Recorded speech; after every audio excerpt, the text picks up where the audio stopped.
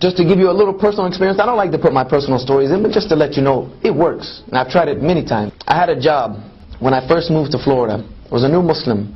Had left South Carolina and was trying to gain knowledge of my deen.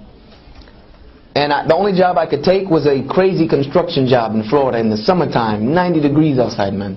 95 degrees with the humidity at like 87%. Outside dying, man. I'm not made for this type of stuff. But I was doing it because this was the only job I can find, and I know that Allah subhanahu wa ta'ala will take care of me. I went on Friday and told my boss, look, I gotta go to Jum'ah. I gotta go, I'm gonna take a long lunch today, but I'll stay late. He was like, no man, there's no leaving. You don't leave this work site. I'm like, look, this is my religious obligation. I have to go to Jum'ah on Friday. He was like, look, if you leave the job, then you're fired. I said, well, I'll see you in 2 weeks to get my check, because I'm out. And I left. I just left. And I said to myself, Hasbunallah wa ni'mal wakeel. Allah is sufficient for me, man. I don't need, no. I'm not going to violate my deen because I think I need something from the dunya. So I left, went to Jum'ah, not knowing how I'm going to get another job, not knowing how I'm going to take care of myself. I went to Jum'ah, and I was leaving Jum'ah, and I made the dua, one of the ones that Rasul sallallahu alaihi wasallam is never unheard from Allah subhanahu wa ta'ala. I made one of those. So Ya Allah, my welfare is in your hands.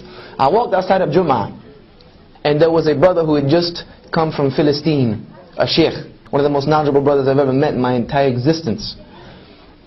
And he owned a pizza shop in Al-Quds, in Jerusalem. And he came here to open up a pizza shop and establish his family here because of all the fitna in Jerusalem at the time. And he came up to me afterward, he said, Brother Yusha, do you have a job right now? I said, actually no, I just quit today. He said, well, I need somebody to work for me. And he hired me on the spot and gave me double what I was making at the construction job.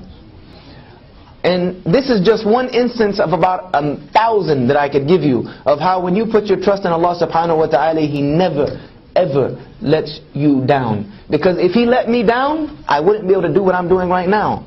I abandoned 3 to 4 martial arts schools I had running full time in Florida, doing well off, had more of the dunya than I knew what to do with, and left it knowing that this is what Allah subhanahu wa ta'ala had for me to do. This was for me to do. I knew this was my calling. I needed to tell these people about Islam, that I'm in this country that I'm from. And Allah subhanahu wa ta'ala has never had me to worry about anything, ever. Alhamdulillahi Rabbil Alameen. When we begin to think like this, that we want to please Allah subhanahu wa ta'ala more than anything else, then Allah subhanahu wa ta'ala will look at us and begin to love us again. He'll begin to love us again. And when He begins to love us again, our Rasul sallallahu alaihi wasallam said that the Muslim does good actions so much until Allah loves him. And then when Allah loves him, He will tell the angels nearest to him, I love so and so, so you love them. And those angels will communicate that down to all of creation until the entire creation begins to love this person.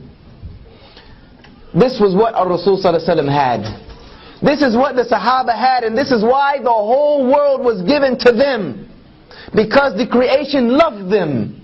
Because even the non-Muslims, whose countries they conquered, loved them so much that when they decided to leave and try to hand the governorship back over to the people would beg them to stay and adopt the deen of their conquerors in mass, until the entire world was willingly under La ilaha illallah Muhammad Rasulullah. Because these Muslims put their priorities in place. Allah came first, everything else came second.